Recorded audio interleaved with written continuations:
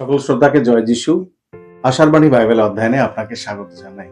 আজকের বাইবেলের যে অংশ রয়েছে সেটা অত্যন্ত প্রিয় আমার একটি অংশ। মার্ক লিখিত সুসমাচার তার 4 অধ্যায় 35 থেকে এখানে যিশু শিষ্যদের সাথে সেই যাত্রা করছিলেন হ্রদে এবং তিনি ঝড়কে এবং সমুদ্রকে শান্ত করেন।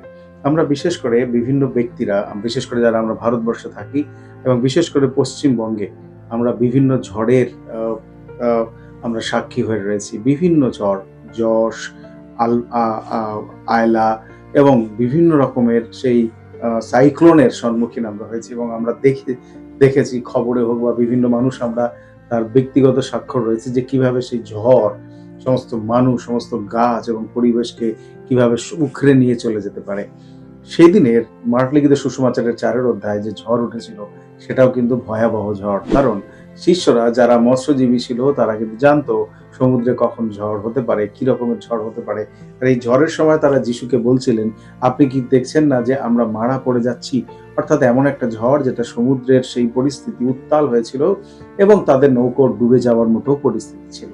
এবং এই সময় তারা যিশুকে অভিযোগ করে বলছেন, আপনার কি নজর নেই যে আমরা মারা পড়ে যাচ্ছি? মনে রাখা দরকার যে তারা যিশুর কাছ থেকে যে সাহায্য চেয়েছিলেন এমন নয়, কিন্তু তারা আশ্চর্য হচ্ছিলেন যে যিশু কি করে ঘুমিয়ে থাকতে পারেন যখন এরকম একটা ভয়াবহ ঝড় হয়েছে। মনে রাখা দরকার যিশু যখন তিনি সেখান থেকে উঠলেন এবং সমুদ্র এবং সেই ঝড়কে তিনি শান্ত করলেন।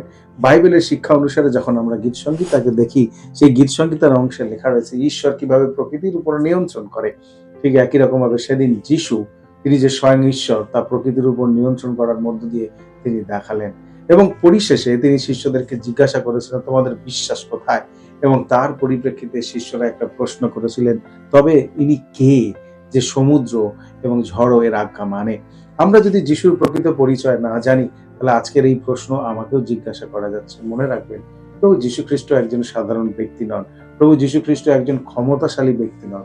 প্রভু যীশু খ্রিস্ট ঈশ্বর, যিনি মানব রূপে আমাদের জীবনে পরিত্রাতা হয়ে এসেছিলেন।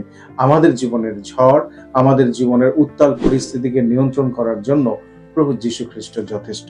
তাই আমাদের জীবনে ওঠা যে কোনো ঝড়ে প্রভু যীশুর উপর আস্থা রাখবার জন্য আমাদের জীবনে বিশ্বাস অত্যন্ত প্রয়োজনীয়। তাই যখন আমরা আজকে প্রার্থনা করি, তখন আমরা এইভাবে প্রার্থনা করি, প্রভু, আমাদের জীবনে ওঠা যে কোনো ঝড় এবং সেই উত্তাল পরিস্থিতিতে তোমার উপরে বিশ্বাস করতে তুমি আমাদেরকে সাহায্য করো।